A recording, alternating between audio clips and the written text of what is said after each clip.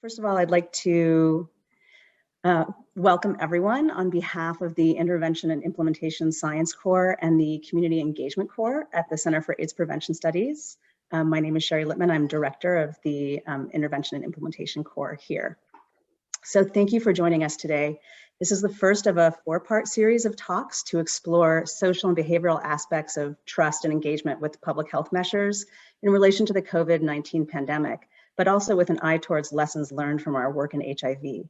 So the goal of this series is to stimulate programmatic and research agendas that ultimately move us closer to health equity.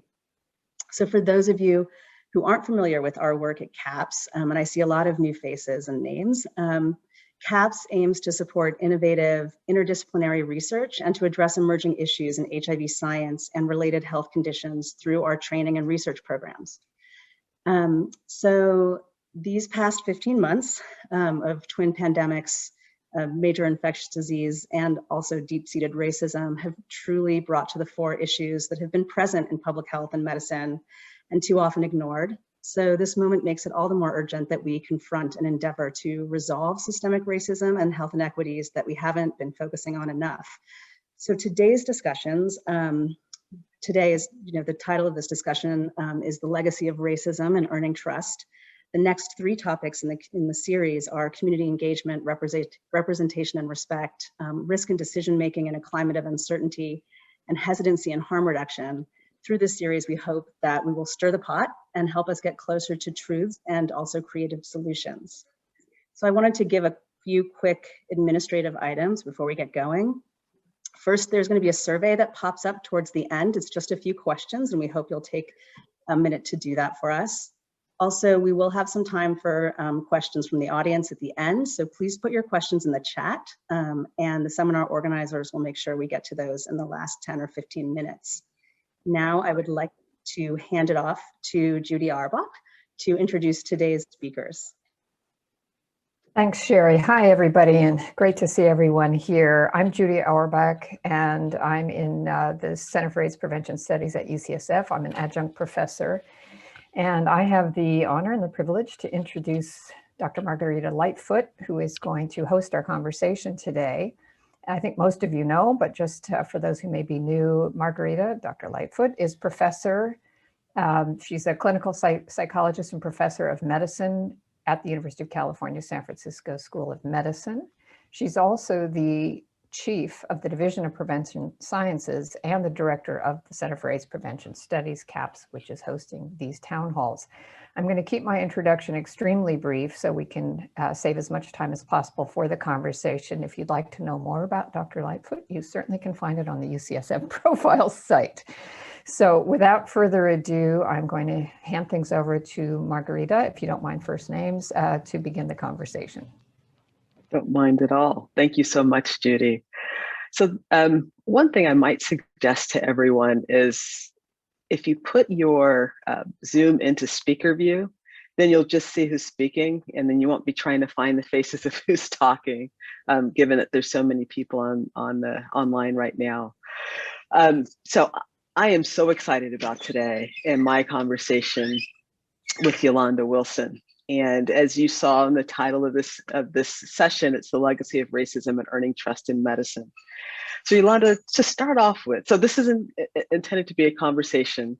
I'll try not to make it so much like an interview, but I have so many questions for you and want to hear your thoughts on so many things. But to start off with, can you tell us a little bit about yourself and your work?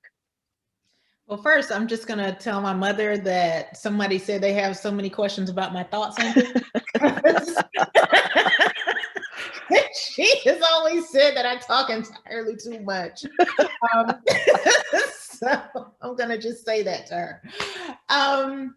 So I'll just say for now, like so many of us who are in this room together, my life has become all COVID all the time over the last 12 months or so. I mean, I am really, constantly kind of fielding conversations about various aspects of the pandemic or various kind of ethical issues that have arisen or issues kind of at the intersection of ethics and race. Initially, it was around rationing care, conversations about mobility and kind of stay-in orders. And then it was around vaccine development. And now that I'm at a Jesuit institution, I think I'm getting a few more of those calls around some of the vaccines. And then now it's around so-called vaccine hesitancy, which I'm sure that we'll talk about a bit more. And I've written a couple pieces on that I need to go ahead and get out, and maybe they'll come up. But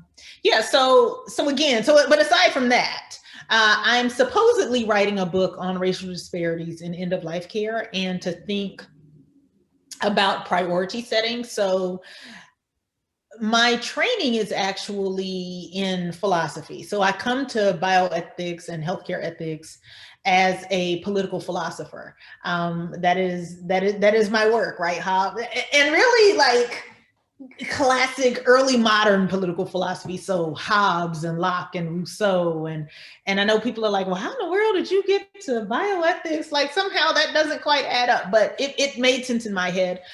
I'll just say the short answer of that is part of, what we think about in political philosophy is a question of distributive justice. So how we're going to distribute resources and benefits and burdens throughout a society.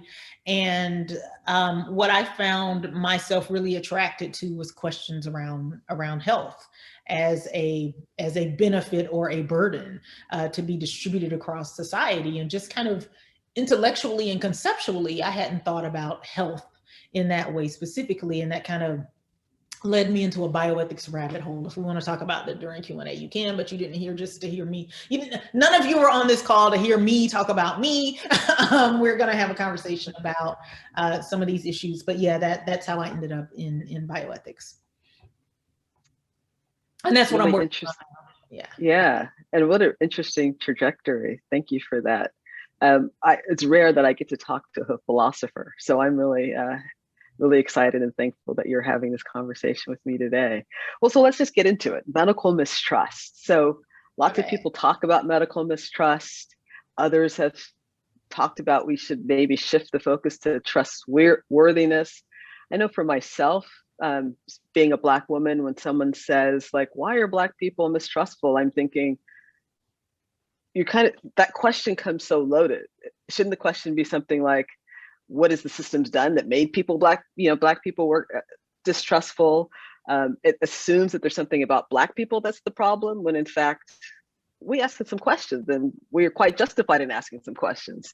So I'm wondering, what are your thoughts on this idea of mistrust, trustworthiness, particularly with respect to the experiences of Black people? Yeah. So, I think I shared that article in Progress with you where I'm really critical of this notion of why don't Black people trust? In fact, I'm going to pitch that today. That's like literally on my list of things to do. I'm going to just pitch it and finish it and get it out there because I think it needs to be said. So I've gotten a lot of calls of that form lately. Dear Professor Wilson, I'm a journalist with X publication, and I'm working on a story about why Black people don't trust science. What can you tell me about that? And, one person, I think I wrote kind of a salty response. I hope it was still professional.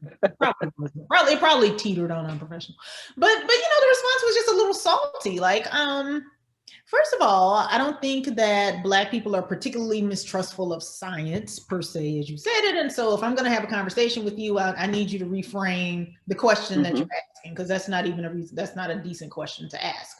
Now, we might think about healthcare systems. And even in that conversation, I think you need to point to these kinds of moments of history, right? So that was my response.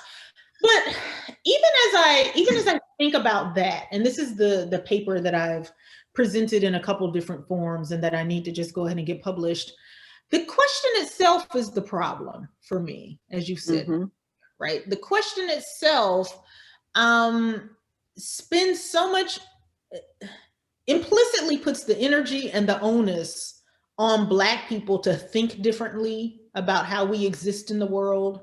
And it comes with, questions are never questions, right? We don't just ask questions abstractly. So in philosophy of language, there's this idea thought about most carefully by Charles Peirce and Paul Grice, of what they call conversational implicature. That's a fancy way of just saying that when we have conversations with people, we have conversations within a social context, right? Mm-hmm. We have in having conversations, we don't have to explain generally every bit of nuance of a sentence that is uttered or written. That we understand as participants in a conversation. Right now, if we are of the same linguistic community, right? When you're talking about communicating cross-culturally, and there are differences, and when you think about subcultures within a culture, there are also going to be differences, but I'm just thinking kind of big picture here, right? That there is stuff that happens so-called off stage that the hearer and listener, who are co-members of a linguistic community, understand, and therefore don't need to literally explain at every moment of conversation. So for instance, if I say to you, hey Marguerita, is it raining where you are? Mm-hmm. And you hold up your umbrella, right? You kind of wave your umbrella. Then that tells me something, right? You haven't even uttered a word, right? Here we're talking about nonverbal communication, but other thing holds, right? You've told me it's raining, right? You didn't need to say, I'm waving my umbrella, and when I wave my umbrella and make this gesture, what I'm saying to you is that there's rain happening outside, and that's the answer to your question, right? Or if I ask you to write a letter of recommendation, right? This is a famous example from Paul Grice. You write a letter of recommendation for a student, and you say, student X was in my psychology class. They showed up on time and wrote a final paper for me. And that's kind of it. I see Robert Williams shaking his head, right? So there's a little lack of enthusiasm there. Right. I'm telling you something about that, my thoughts on that person without saying, I'm not feeling them. The student is kind of shaky. I think, right? So here are two different examples. A third example I'll give you that my undergrad philosophy of language instructor gave me, which I don't know if that was a great example, given that, he's teaching undergrads, whatever. It's fine, right? We go on a date, right? At the end of the date, I say to you, would you like to come up for coffee? Well, here's an interesting space of ambiguity, right? Because I might be literally inviting you in for coffee. But we also know, because we share a kind of linguistic community, that sometimes inviting one in for coffee might mean something, right? Might be a pretext for something else that I'm just saying more nicely, or saying in a way that's more socially acceptable in case I don't get shut down, right? Maybe I want to come in and spend more intimate time with you. And so I'll say, would you like to come in for coffee? This is kind of a long answer to just kind of point out, right? As members of a linguistic community, we understand things that we don't always come out and say. So getting back to the initial question, why don't Black people trust medicine? Why aren't Black people getting the vaccine? Why do Black people do X? Why don't Black people do Y? For me, I understand we're operating in a linguistic community where Black people are often understood as stupid, as deficient, as not able to make reasonable choices for our lives, as needing a particular kind of guidance or intervention in order to make good life choices. Right? We're having that conversation in that context, in that environment, in that space, in the space of that particular linguistic community. And so asking me why Black people do X or don't do X isn't just asking me why Black people do X or don't do X, right? Implicit in that conversation. What's the subtext to the question? Deficiency in Black people, right? I don't know if you've all seen this sketch that was, I don't even watch Saturday Night Live. I just generally don't, it's just not a show that's my taste, whatever. But occasionally I'll see these sketches. So there was a sketch that made the social media rounds Monday morning. It was structured as a game show.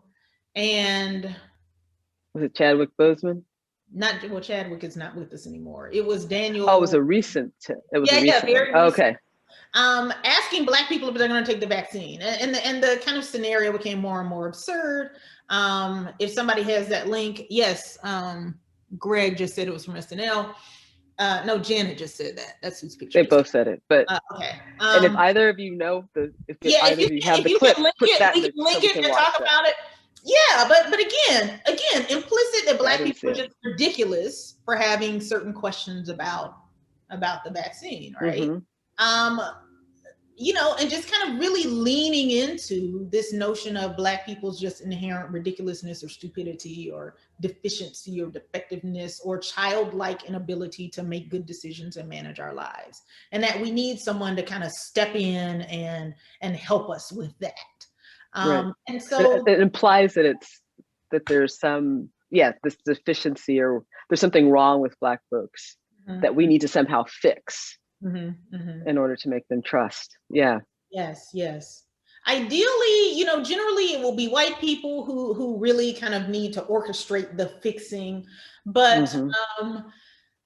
You know, what I find, and I think this is some of my question and some of my challenge also with how even Black people move in institutions, that we become the ones who are trotted out to talk to our unreasonable relatives, right? Or to be the face of, you know, mm-hmm. convincing the wayward Black people how to, you know, and we see that in healthcare spaces. We see that in like retail spaces where you go get the Black employee to come out and, you know, yeah, that was kind of a long-winded question or long-winded answer. I'm sorry. Yes, the vaccine game show. Janet just put the link. So if you're curious, feel free to watch it. We can talk about it more later. So Yolonda, how did you respond to that reporter? Like, what should we, how should we be having this? How should we be talking about these things? Yeah. So, you know, my big thing as a political philosopher is thinking about structural inequalities, structural inequities, structural injustice, right? There are lots of ways to kind of think about closely related concepts.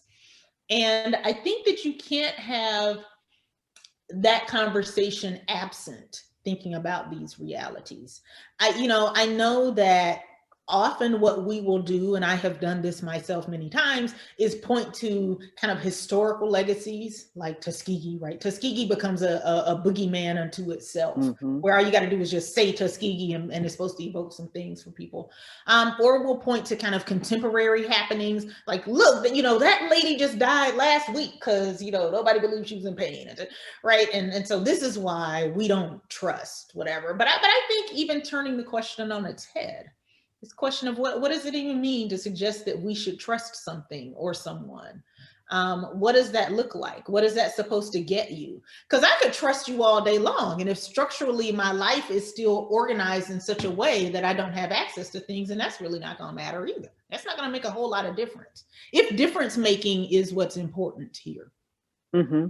It also seems that to some degree what it's doing is it absolves people from trying to address the structural issues or the reason why certain mm-hmm. populations are not accessing the vaccine or they have mistrust. Mm-hmm. We can say Tuskegee, which means, oh, well, that's the history. There's nothing we can do about that. So, mm-hmm. you know, sorry, we can't, you know, we're not going to change the systems. There's nothing we can do. So I guess we'll just have these disparities continue, that somehow it's the populations that are supposed to fix the disparities when the disparities are driven by, as you were saying, the systems. Mm-hmm. But if we keep blaming things like Tuskegee, we never get to the conversation of how do we fix the systems. Mm-hmm. It's always about how do we fix the people. Yeah, and I think this notion of trustworthiness or appealing to trustworthiness is kind of an attempt. It is an attempt to take the onus off Black people. Like, well, you know, look, maybe we have to be trustworthy as institutions, right? Mm-hmm. As personnel, et cetera. And, you know, I get where that, right? I get where that's going, but still, if the kind of underlying questions of access, of the underlying questions of kind of structural racism in medicine, in healthcare, aren't unaddressed, then I still think, right, all we've done is created institutions where the members of those institutions feel better about what they're doing. Mm-hmm. Yeah. Without actually making any changes. Without making any changes. Yeah. without making any real changes, right? So now we can feel good that we have these kind of community outreach type moments. And, you know, if you're Johns Hopkins, for example, you have this ethics center and you name it after Henrietta Lacks and trot out a couple of her family members to put them on the board. What happens with that substantively? Yeah, similar to Nike and McDonald's and everyone having anti-racism slogans and commercials, but like, what does it mean for what they're doing day to day? What does it mean for how we're working? Yeah. Now I will say about Hopkins, and I don't mean to beat up on Hopkins. I'm sure everybody at Hopkins is perfectly lovely, and I do think that it's interesting that they've named their ethics center after Henrietta Lacks. You know, and I think that is potentially something you can read as a structural intervention, depending on what happens with the center. If it's just slapping a name on something, then no. But if as part of their mission, they really understand what the circumstances were that allowed this woman's cells to be taken without her consent in the first place. And right, this isn't about, right, because I think that's what people kind of focus on in Tuskegee, the kind of lack of consent. And I think that that's what a lot of people focus on with lacks, right? The lack of consent.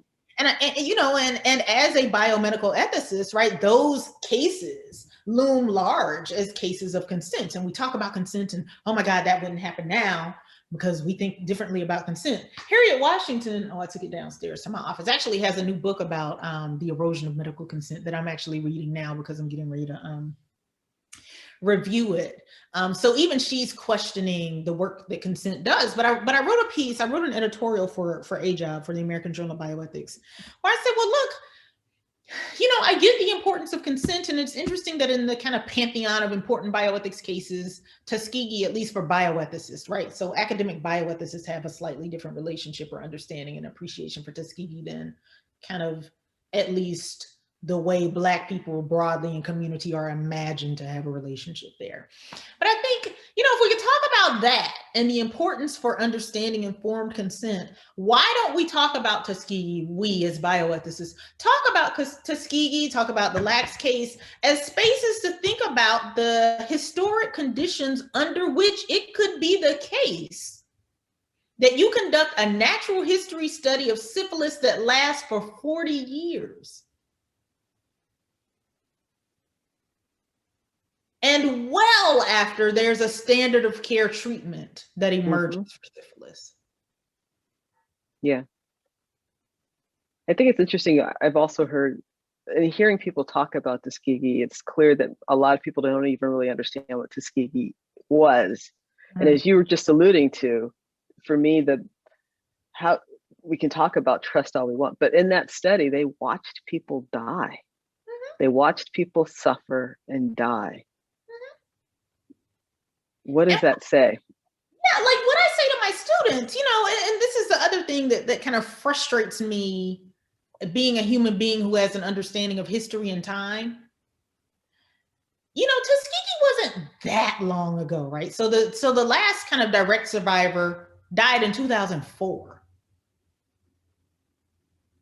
But the other thing that I talk about when my students and I talk about this, right? So the study officially ended in 1972. I mean, I can say this with less confidence now than I could say this years ago. But I tell my students, look, I'm older than you all, but I don't think I'm ancient. And I was born in 1975, and I'm up walking around talking to y'all like y'all don't think I'm ready to go be put in a home, do you? And they're like, no. And I'm like, okay, like look at how relatively recent this is. But we also don't have enough conversations, not just about the devastation and trust to the community, but in terms of like direct devastation to the community, right? We talk about the men who were the participants of the study, but these men had partners, they had lovers, they had, right? Children. Right? There are women who were likely infected who did not have to be, who subsequently gave birth to children with congenital syphilis. Yeah. Like, I think that becomes an important part of this discussion. And you have the US Public Health Service looking at this like this is a perfectly fine, reasonable thing to do.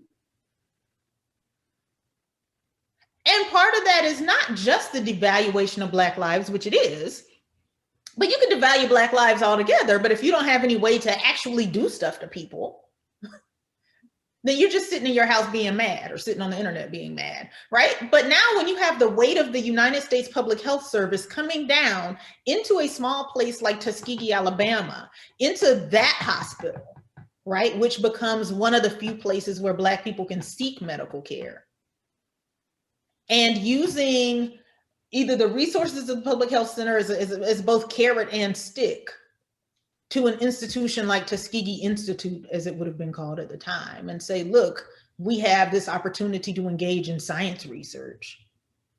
What does that look like, right? There are all these kind of complicated dynamics happening in the background.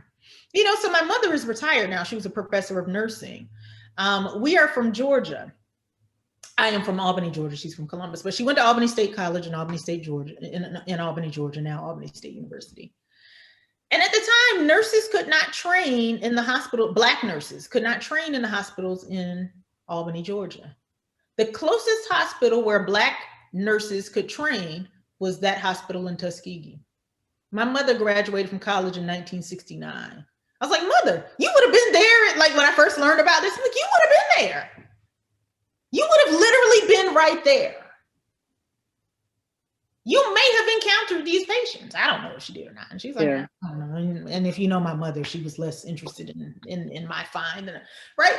What do I mean by that? Like there's a way that like the power, the weight of structural racism manifest to make that space the space and the place where this experiment could happen in the first place. And if we can't have those conversations, then I don't want to hear any more conversations about what Black people don't trust. Right.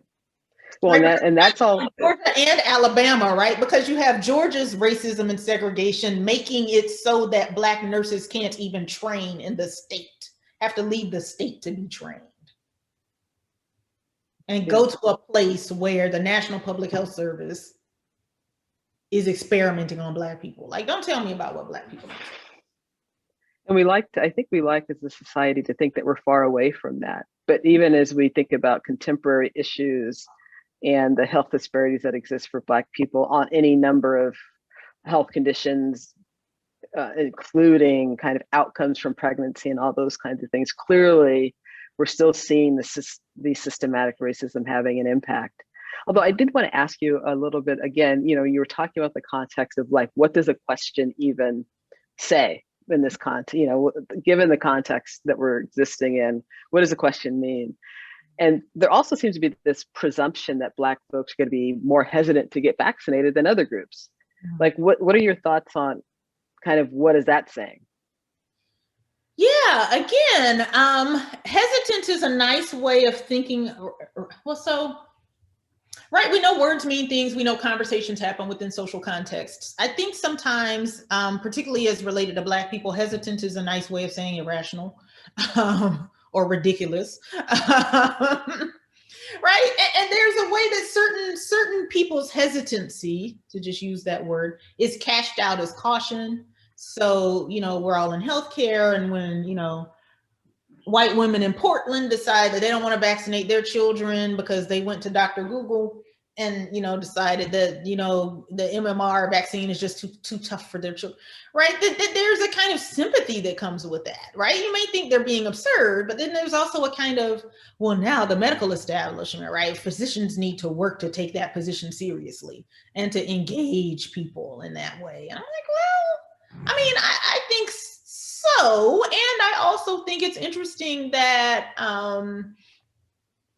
you know, this notion of Black people's vaccine hesitancy, I think too much is made of it. Literally, I want to say the Associated Press, if anybody who's on, I can kind of look for it or not, published a finding yesterday, was it the AP? That actually white evangelicals are the single most hesitant group in this country around the COVID-19 vaccine. Mm-hmm. And yet, I don't think SNL is going to have a skit making fun of them. Thought it was Republican men. Well, someone can look at it, but go ahead and make your point. But yeah, in terms of conversation, like white evangelical. Well, a lot of white evangelicals are in GOP, right? And it is a very male kind of space. Also to think about how white women move in these kind of spaces too and become complicit in certain kinds of whatever. But yeah, so Black people become kind of a weird scapegoat or whipping boy for, right, become the poster children for so-called vaccine hesitancy, when we may or may not be the most hesitant group of people in the US, although we are among the least vaccinated people in the US. But if you're not going to answer, if you're not going to ask why, or really figure out why, or really talk about what access looks like, Mm-hmm. and you're not going to tell the story behind the numbers, you're just going to invent some narrative that's just stereotype consistent, then I don't think, even as kind of a public health intervention, that's just not particularly useful. Because you're not really getting at the populations that you need to get at. Mm-hmm. Yeah. And also, as somebody Black, I get tired of seeing Black people blamed for all these mess ups that we have. That's a whole nother conversation, Yolanda. We could have, that could be a whole seminar. I'm wondering if you think there's a way, what can we be learning now from this moment? Kind of, is COVID in any way showing us a way forward that maybe we haven't seen before? Is there something about the current environment that there's an opportunity for us to do something different and be better? Yeah, if we want to take it. I mean, you do this work, Marguerita. Yeah. I mean, so what's interesting is that I keep hearing COVID has revealed X, COVID has laid bare X. And in a way, yeah, I mean, that's true. But what I really think COVID has done is made what has been reality for people for generations so stark that you can't deny it. Mm-hmm. It hasn't laid anything bare. Everything that has happened in COVID was happening before COVID.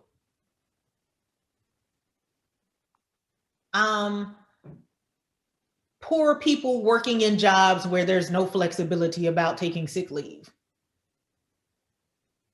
What's new about that? Yeah. I think about like my grandmother. So before kind of my mother's generation in the family, all the women did domestic work. I think about, so my grandmother had a stroke when I was, I don't remember how old I was, 12. Let's just say 12, move the story along. And I remember my mother called the woman of the lady of the house, right? The family that my grandmother worked for, and was like, hey, my mother's had this stroke. You need to, she won't be coming to work. And I'll never forget, that woman was like, well, what am I supposed to do about my Christmas party?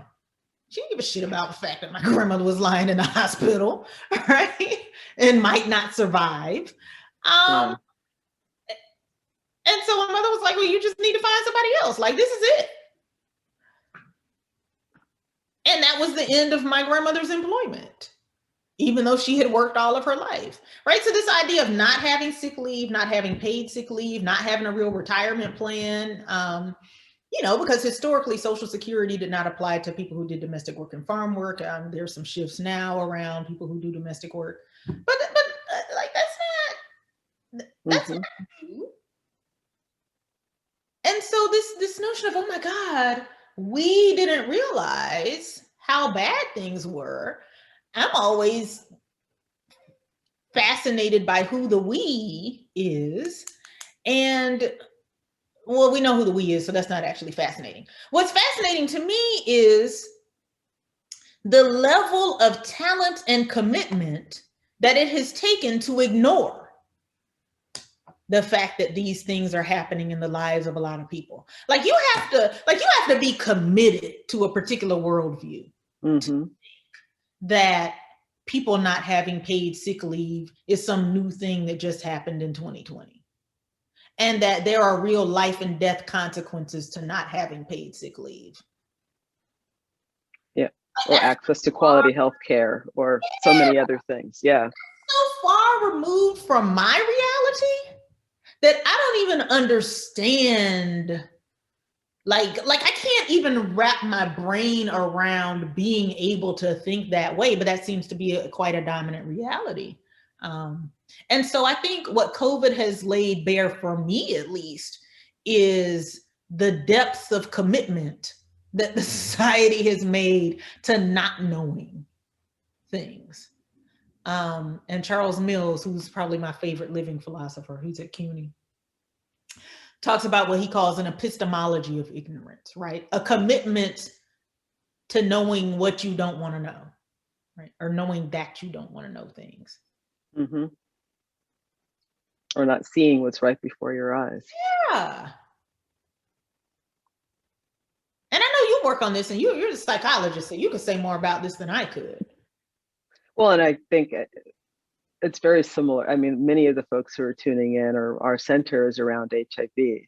And while we have a little bit more focus on HIV in terms of the Black community, it's still for a very long time has been, we need to teach the Black folks how to use condoms. We need to teach the Black folks how to do this, that, or the other. And it's only more recently that there's this acknowledgement that, well, you know, the Black folks aren't any more risky than anybody else. They're not doing anything that's any more riskier than anyone else.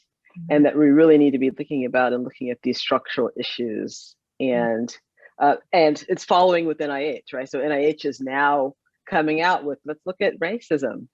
Let's look at upstream factors in terms of health outcomes. But as you said, it's been there for a long time. Are you optimistic that we're going to do something different, that we're going to be better now? I hope so. I mean, this is clearly the moment. If ever there's a moment, this is it, right? Because now everybody's talking about it. Even Roger Goodell came out and was like, wow, we haven't always done a good job at the NFL of thinking about this.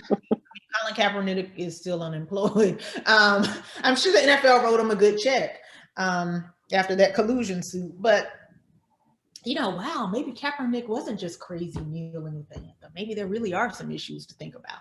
But again, some of that can be window dressing. But here's the other part of that, right? We're not just talking about lived experiences, although for me that's really important. It's also the fact that scholarship, at least 50 years of scholarship, has been relegated to the dustbin because folks thought, well, that's not real sociology. That's not real philosophy. That's not real whatever. And the people who've been writing about this have just been kind of toiling in obscurity. You know, so even in kind of academic spaces, this is a moment to think about why that is and why that has been. And I think that this is a tremendous opportunity. And the fact that people are thinking about it and talking about it, and people I wouldn't expect to think about it and talk about it, we'll see how long that is sustained. I mean, I am hopeful despite all my kind of general crankiness. Well, and it's kind of up to all of us to hold those folks accountable. We can't let it go. We can't let them sink back into doing what they've been doing. As I think about what it is that I want institutions to do, it's kind of what you've alluded to. It's like do more than just the talk. It's also this what's happening with how are you treating your workers? What's happening with what kind of benefits you're getting your workers? It's, are people able to take time off? It's like, can we actually see it happening on the ground? What are some of your thoughts about, like, what should we be holding institutions accountable and ourselves to in order to really move forward to ensure equitable care? Well, you know, it's funny, as I've started thinking more about structural inequality, I was thinking about that much more explicitly for the book, and then COVID happened. The thing that for me unexpectedly has kind of resurfaced in my own thinking is how we talk about inequality. And I think that's why I took the little foray in the piece I sent you into our conversation today. Right, because how we talk about things becomes also the place where we institutionally absolve ourselves of certain kinds of commitments and responsibilities and obligations. And so philosophers and I would imagine other kinds of academics too in particular, are very interested in talking about things like standards and desert and that kind of thing. Like, oh, well, we'd love to have, a scholar who works on inequality, but, we also have these standards to maintain, as though the mere fact of working on inequality somehow lowers the standard or something like that. And so, again, these conversations happen within a social and political context, right? What you're implicitly saying is, I think that the scholars who do this work are doing subpar scholarship. And some of that is relying on stereotypes about largely who does the work. Because, it's also, yeah, so that's one really easy way as we think about moving in our institutions. How do we talk about bringing about change, whether it's hiring at certain kinds of professional levels, or when we talk about who gets to sit at the table and have certain kinds of conversations, like even the COVID task force that, Biden announced. All of these people we saw were essential workers, right? All of these groups of people we saw were essential workers. There was no union rep who did housekeeping on the pandemic task force. Nobody in like these kind of service roles was represented there. No one doing farm work was represented on that task force. And I think that that's also kind of telling, right? How do we talk about solving the problem, but also who do we think of as important participants in the problem solving endeavor? Mm-hmm. And we can say all day long, oh my God, the poor service workers, they're just going through so much. And then we create a pandemic task force and don't have any service workers represented. That's telling to me. Yeah, absolutely. I'm being cued that there may be some questions from the audience, so I will constrain myself. I have a lot more I'd love to talk with you about, but let's move into some audience questions. Thank you. Am I unmuted for everyone now? Yes. Yes. Hi again. Thank you so much, both Marguerita and Yolanda, for a really stimulating conversation. We are collecting some questions in the chat, which I'll read. And Rochelle, can you tell me if it's possible to unmute people to let them ask or elaborate on their questions when the time comes? Yes, hopefully people can unmute themselves. Okay, but let's try to control this a little bit as best we can. So I wanted to kick things off, if you don't mind, take prerogative as a sort of co-moderator of this to make a couple comments and ask a couple questions, sort of pivoting straight off what you were just talking about. Not only were there no people directly affected by COVID disproportionately on the task force, there were no social scientists or behavioral scientists. I'm not sure if there was even an ethicist. So even of the so-called experts, the academic experts, there had been very limited participation. I think some of that was redressed over time, but we didn't hear much about that. And it did not exist at the beginning, which is why a lot of the response was limited, I think, in the ways it was. Secondly, I wanted to just pick off, and I think Barbara has some questions related to this, about this whole notion of hesitancy that you were discussing earlier. The way we frame that construct, hesitancy really becomes conflated with rejection. As you were saying, Yolanda, and again, I hope you don't mind me using first names, the white women in Marin County, where I spend some of my time, who are anti-vaxxers. Nobody talks about them as being vaccine hesitant. They're anti-vaxxers. There's a more like active rejection of vaccines for various reasons. In the case of Black folk and hesitancy, it seems that the conflation is really misplaced, that the hesitancy implies waiting, timing, not rejection necessarily. And so then the question becomes, why the waiting? What needs to be understood or heard or engaged around that hesitancy? And it may not at all be that in the end people aren't going to get vaccinated or they're not going to take up some other medical intervention. It may be more information, more empathy, more understanding of their situations, in addition to all the access issues. So I just wanted to mention that. And then I'm going to ask you if there's time to mention, because I saw this in what you sent to Marguerita. I'm so thrilled to see that I think you identify as a feminist bioethicist, and back in the day, I used to read all that literature. I'm just really curious what you think, if anything, a feminist bioethics standpoint brings to this whole discussion, as compared to just a general bioethics standpoint. So let me go, and I don't know if you want to comment right away on that, but I wanted to read you Barbara Green Ajufo's questions. Barbara, can you unmute yourself and ask yourself? You had a whole series that are all related. Hi, I'm going to unmute and show myself. Okay. So thank you both Marguerita and Yolonda, for that wonderful conversation. I really appreciate it. And I guess, God, is so much that's being said. And I mean, you just said it, Judy. Some people get to, not do vaccines or anything in life. And it's always seen very differently when Black people do the exact same thing.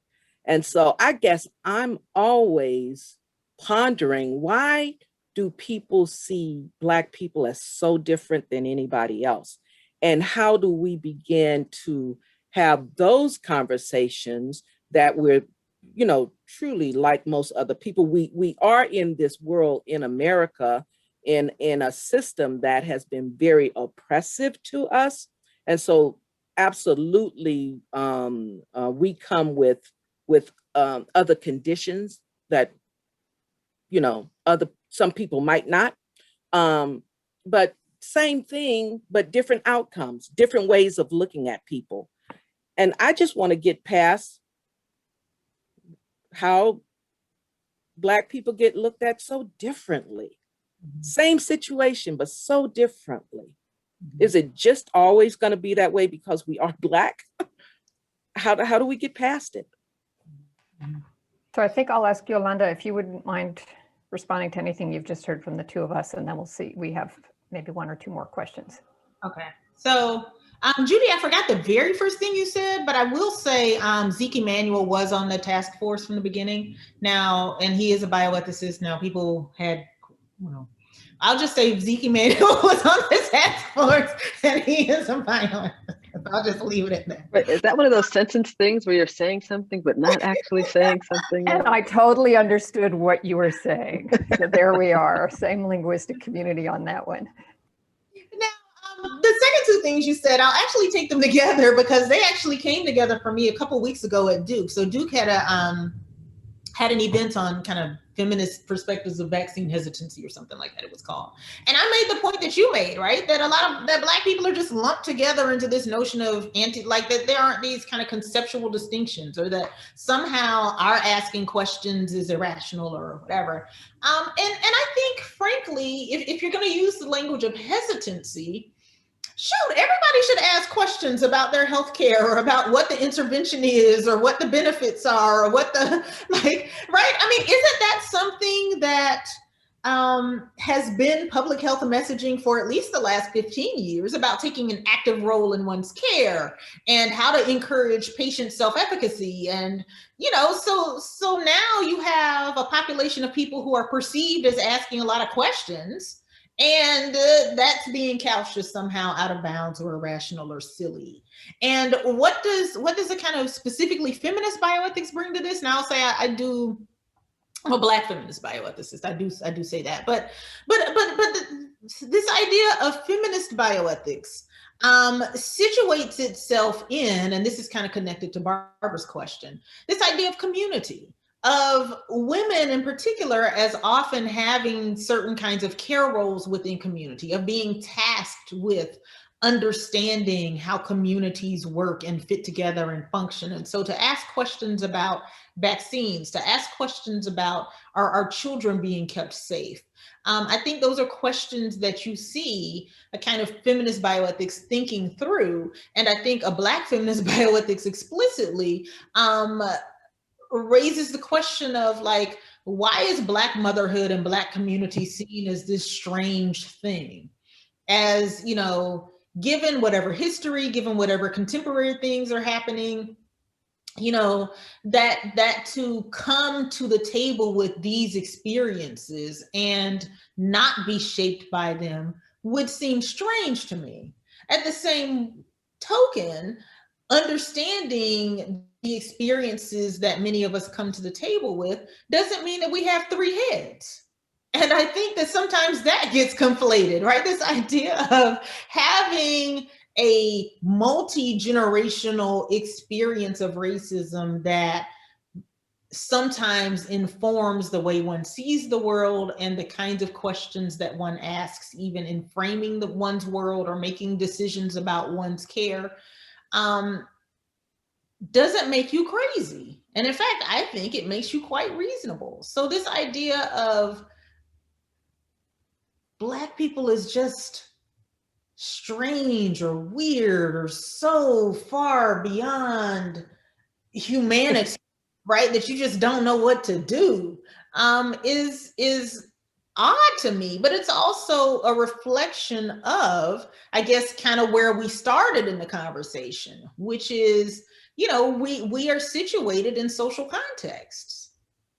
And so painting Black people as ridiculous or irrational or foreign or strange or whatever has to be part of this, has to be part of what we're pushing against even as we challenge like structural injustice, right? And I think maybe that's why I am in my own work and thinking, moving into language. Thank you very much. I think we have time for, the poll is popping up. So while people are answering the poll, we'll take, I think, another question from Daryl Lampkin, if you're still around. I'm not seeing the whole screen, so forgive me if I can't see you, but if you're available and able to unmute yourself, please do so. This is around prioritization, which I think does relate to what you, to some extent, what you were just talking about, inequities and inequalities. Daryl, are you there? I see his box. Can you unmute yourself? Okay, I'll start. Oh, there you are. Go. I'm sorry, I'm here. Sorry about that. Daryl Lampkin here from San Mateo County. Sorry, trying to get a bite to eat. Not looking very presentable on screen.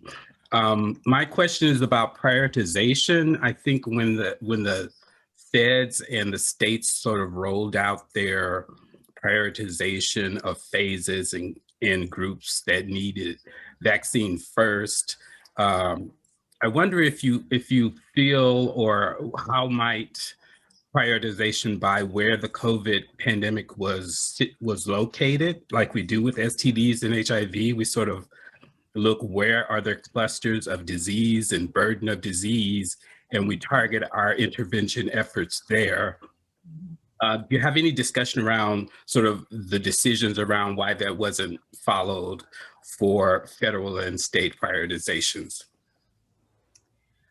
Well, we know at the federal level, there were challenges from the very beginning.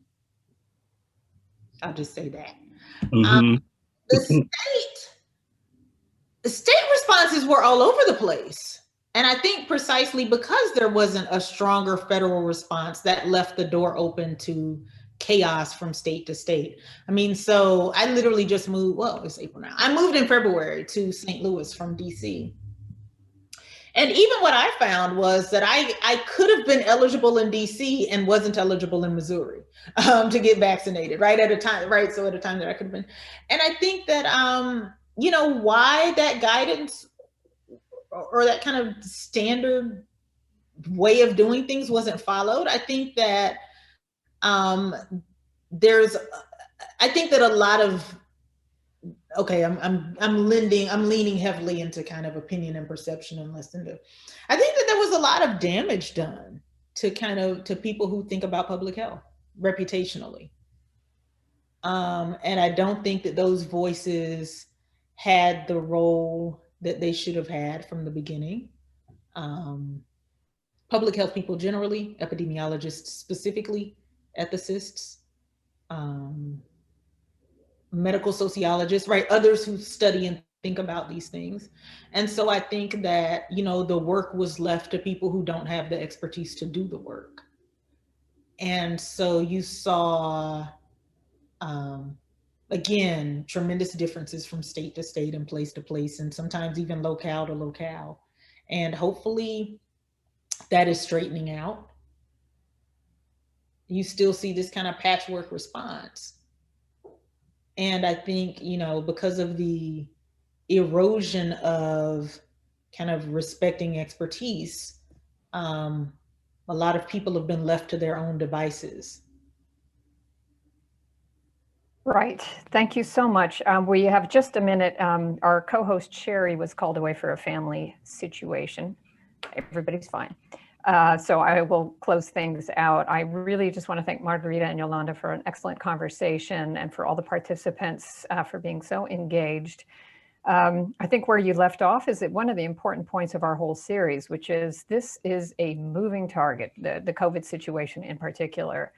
So what's true today may have not been true yesterday and vice versa. And the early responses you were just describing, Yolanda, is very different from what I think is currently happening, at least somewhat different from what is currently happening. And we are marred by a lack of response from the first year of the pandemic based on who was in power at that time. So I think we have to be mindful that things are constantly changing and be flexible about what we think in relation to things because the details and the facts may have changed. And really appreciate your fluidity with that as a person and as a bioethicist. So thank you all, and we look forward to enjoying everybody's company in the remainder of our series. Rochelle will dutifully keep sending out the announcements for the subsequent sessions that will be happening through the end of June. We have 3 more sessions, wonderful speakers. If you have additional thoughts or questions, feel free to send them. And with that, Rochelle, are there any last minute housekeeping details? This has been great. Thank you all so much for being here. Thank you. All right. Thanks, everybody. Take care. Be well. Stay safe. Thank you. Bye-bye. Bye.